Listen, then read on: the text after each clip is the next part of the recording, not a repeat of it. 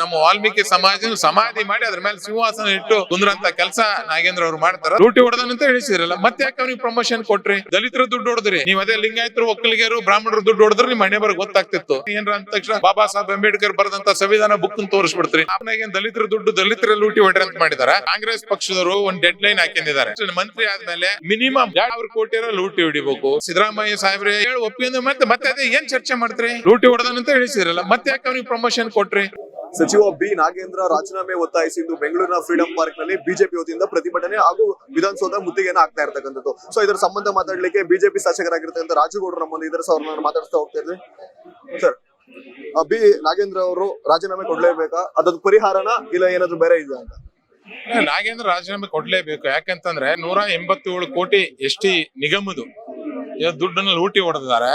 ಅವಾಗಿನ ಮುಖ್ಯಮಂತ್ರಿಗಳಂತ ಸಿದ್ದರಾಮಯ್ಯ ಸಾಹೇಬ್ರೆ ಇಲ್ಲ 187 ಕೋಟಿ ಅಲ್ಲ 86 ಕೋಟಿ 62 ಲಕ್ಷ ರೂಪಾಯಿ ಅಂತ ಅವರೇ ಹೇಳಿಕೆ ಕೊಟ್ಟಿದ್ದಾರೆ. ಅಂದ್ರೆ ನೀವು ಇಷ್ಟು ಲೂಟಿ ಹೊಡೆದಾರಂತಂದು ಅವ್ರ ಮಂತ್ರಿನ ತೆಗೆದ ಮೇಲೆ ಇನ್ನೂ ಅದು ಚಾರ್ಜ್ ಶೀಟ್ ಇದಾಗಿಲ್ಲ. ಆದ್ರೆ ಆಲ್ರೆಡಿ ಮೇನ್ ಆರೋಪಿ ಅವರೇ ಇದ್ದಾರೆ. ಇನ್ನು ಏನು ಕೋರ್ಟಿಂದ ಆದೇಶ ಬಂದಿಲ್ಲ ಅವ್ರಿಗೆ. ಆಲ್ರೆಡಿ ನೀವು ಮತ್ತೆ ಮಂತ್ರಿ ಮಾಡಿ ಅದಕ್ಕಿಂತ ಉನ್ನತ ಸ್ಥಾನ ಕೊಡ್ತೀರ ಅಂದ್ರೆ ಏನ್ ಕಾಂಗ್ರೆಸ್ ಪಕ್ಷದವರಿಗೆ 187 ಕೋಟಿ ಲೂಟಿ ಹೊಡೆದು ಸಮಾಧಾನ ಇಲ್ಲ ಅಂದ್ರೆ 1,870 ಕೋಟಿ ಲೂಟಿ ಹೊಡೆಯವರಿಗೆ ಬಿಡ್ಬೇಕಂತ ಉದ್ದೇಶನ?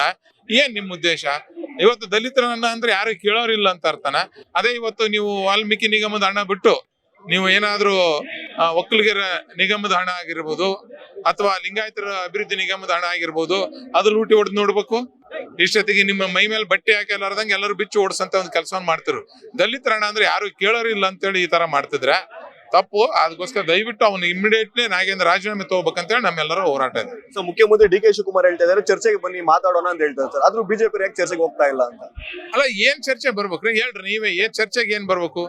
ಆ ಹಿಂದಿನ ಮುಖ್ಯಮಂತ್ರಿಗಳಾದಂತ ಸಿದ್ದರಾಮಯ್ಯ ಸಾಹೇಬ್ರೆ 87 ಕೋಟಿ 62 ಲಕ್ಷ ಅಂತ ವಿಧಾನಸೌಧದಲ್ಲಿ ಹೇಳಿದಾರಿಲ್ಲ, ಅವರೇ ಹೇಳಿ ಒಪ್ಪಿಂದ ಮತ್ತೆ ಅದೇ ಏನ್ ಚರ್ಚೆ ಮಾಡ್ತೀರಿ? ಅಂದ್ರೆ ಬೇಲ್ ಮೇಲೆ ಇದ್ದಾನೆ, ಬೇಲ್ ಮೇಲೆ ಇದ್ರೆ ನಡೀತಂತ ಚರ್ಚೆ ಮಾಡ್ತಾರ? ಈಗ ಅವನ್ನ ಎದಕ್ ನೀವು ಮಂತ್ರಿಯಿಂದ ಇಳಿಸಿದ್ರಿ? ಲೂಟಿ ಹೊಡೆದನಂತ ಇಳಿಸಿದ್ರಲ್ಲ, ಮತ್ತೆ ಯಾಕೆ ಅವ್ನಿಗೆ ಪ್ರಮೋಷನ್ ಕೊಟ್ರಿ? ಏನಾದ್ರು ಎಲ್ಲಿಯಾದ್ರೂ ಇಲ್ಲ ನಿಮ್ ಪಾಲು ಎಷ್ಟಾನಂತೇಳಿ ಏನಾರ ನಿಮ್ಗೆ ಬ್ಲಾಕ್ ಮೇಲ್ ಮಾಡಿದಕ್ಕೆ ಮೋಸ್ಟ್ಲಿ ನೀವು ಅವ್ರನ್ನ ಮತ್ತೆ ಪ್ರಮೋಷನ್ ಮಾಡಿರ್ಬೇಕು. ಇಲ್ಲ ಅಂತಂದ್ರೆ ನಿಮ್ ಬ್ಲಾಕ್ ಮೇಲ್ ಇಲ್ಲ, ನಿಮ್ಮೆಲ್ಲರೂ ಬೈಲಿಗೆ ತರ್ತೇನೆ ಅಂದಕ್ಕೆ ಅವ್ರನ್ನ ಇದು ಮಂತ್ರಿ ಮಾಡಿರ್ಬೇಕು. ಇಲ್ಲಾಂದ್ರೆ ಯಾವ ಕಾರಣದಿಂದ ಮಂತ್ರಿ ಮಾಡ್ತೀರಿ? ದಲಿತ ಟ್ರಂಪ್ ಕಾರ್ಡ್ ಯಾಕೆ ಯೂಸ್ ಮಾಡಕತ್ತೀರಿ? ಯಾರು ದುಡ್ಡು ಹೊಡೆದ್ರಿ? ನೀವು ದಲಿತರ ದುಡ್ಡು ಹೊಡೆದ್ರಿ. ನೀವ್ ಅದೇ ಲಿಂಗಾಯತರು, ಒಕ್ಕಲಿಗರು, ಬ್ರಾಹ್ಮಣರು ದುಡ್ಡು ಹೊಡೆದ್ರೆ ನಿಮ್ ಮನೆ ಬರ ಗೊತ್ತಾಗ್ತಿತ್ತು. ದಲಿತರು ಯಾರು ಕೇಳೋರಿಲ್ಲ ಅಂತೇಳಿ ದಲಿತರ ಹೊಡೆದ್ರಿ. ಯಾಕಂದ್ರೆ ಹೇಳಿದ ತಕ್ಷಣ ಏನ್ರ ಅಂದ ತಕ್ಷಣ ಬಾಬಾ ಸಾಹೇಬ್ ಅಂಬೇಡ್ಕರ್ ಬರೆದಂತ ಸಂವಿಧಾನ ಬುಕ್ ತೋರಿಸ್ಬಿಡ್ತೀರಿ. ಆ ಬುಕ್ನಾಗ ಏನ್ ದಲಿತರ ದುಡ್ಡು ದಲಿತರ ಲೂಟಿ ಹೊಡ್ರಿ ಅಂತ ಮಾಡಿದಾರ? ದಲಿತರಿಗೆ ಅಭಿವೃದ್ಧಿ ಮಾಡ್ರಿ ಅಂತೇಳಿ ಬಾಬಾ ಸಂವಿಧಾನವನ್ನು ಬರೆದದ್ದು ಹೊರತಾಗಿ ದಲಿತರ ದುಡ್ಡು ಲೂಟಿ ಹೊಡ್ರಿ ಅಂತಲ್ಲ ಸಂವಿಧಾನವನ್ನು ಬರೆದದ್ದು ಅಂಬೇಡ್ಕರ್ ಸಾಹೇಬ್ರು. ದಯವಿಟ್ಟು ಅದನ್ನ ನಿಮ್ಮ ತಲೆಗಿರ್ಲಿ. ಅದನ್ನ ಬಿಟ್ಟು ನೀವು ಅಂತವ್ರನ್ನ ಭ್ರಷ್ಟರನ್ನ ಮೊದಲಿಂದ ಮಂತ್ರಿ ಸ್ಥಾನದಿಂದ ಇಳಿಸ್ಬೇಕಂತ ನಮ್ಮ ಒತ್ತಾಯ. ನೀವು ಬೇರೆ ನಮ್ಮ ಸಮಾಜದವ್ರು ಎಷ್ಟು ಜನ ಇದಾರೆ, ಒಳ್ಳೊಳ್ಳೆ ಯುವಕರಿದ್ದಾರೆ, ಬೇರೆ 14 ಜನ ಗೆದ್ದಿದ್ದಾರೆ, ಅವ್ರನ್ನ ಮಾಡ್ರಲ್ಲ.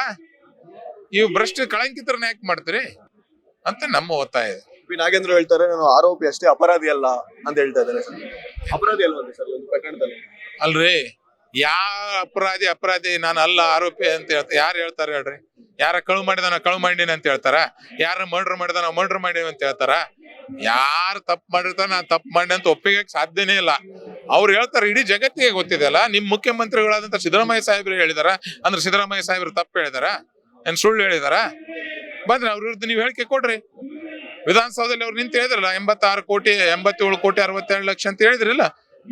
ಮತ್ತೆ ನಿಮ್ಗೆ ಈ ದಲಿತರ ಟ್ರಂಪ್ ಕಾರ್ಡ್ ಯೂಸ್ ಮಾಡಕ್ ಹೋಗ್ಬಾಡ್ರಿ. ದಲಿತರ ಟ್ರಂಪ್ ಕಾರ್ಡ್ ಯಾಕಂದ್ರೆ ದಲಿತರ ದುಡ್ಡೇ ಹೊಡೆದಿರೋದು ನೀವು. ಹಂಗಾಗಿ ತಕ್ಷಣ ನೀವು ನಿಮ್ಗೇನಾರ ಗೌರವ ಇತ್ತು, ಸಮಾಜ ಮೇಲೆ ಅಭಿಮಾನ ಇತ್ತು, ಇಮಿಡಿಯೇಟ್ಲಿ ರಾಜೀನಾಮೆ ಕೊಡ್ಬೇಕಂತ ನಿಮ್ಗೆ. ನಾನು ದಲಿತ ಅನ್ಬಿಟ್ಟು ನನ್ನ ಟಾರ್ಗೆಟ್ ಮಾಡ್ತಾ ಇದ್ದಾರೆ, ನಾನು ರಾಜೀನಾಮೆಗೆ ಒತ್ತಾಯಿಸಿ ಕೊಡ್ಲೇಬೇಕು ಅಂತ ಹೇಳ್ತಾ ಇದ್ದಾರೆ ಸರ್. ನೀನು ದಲಿತ ಅಂತೇಳಿ ನೀನ್ ಯಾರಿಗೂ ಟಾರ್ಗೆಟ್ ಮಾಡ್ತಾ ಇಲ್ಲ. ನೀ ದಲಿತರಿದ್ದೆ ಅಂದ್ರೆ ನಿಮ್ಗೆ ಫಸ್ಟ್ ಬಿಜೆಪಿನೇ ನಿಮ್ಗೆ ಟಿಕೆಟ್ ಕೊಟ್ಟು MLA ಮಾಡಿದೆ 2008ರಲ್ಲಿ. ಆಮೇಲೆ 2013ರಲ್ಲಿ ನೀವು ಇಂಡಿಪೆಂಡೆಂಟ್ ಆಗಿ ನಿಂತ್ಗೆದ್ರಿ. ಆಮೇಲೆ ನೀವು ಬೇರೆ ಪಕ್ಷಕ್ಕೆ ಹೋಗ್ರಿ.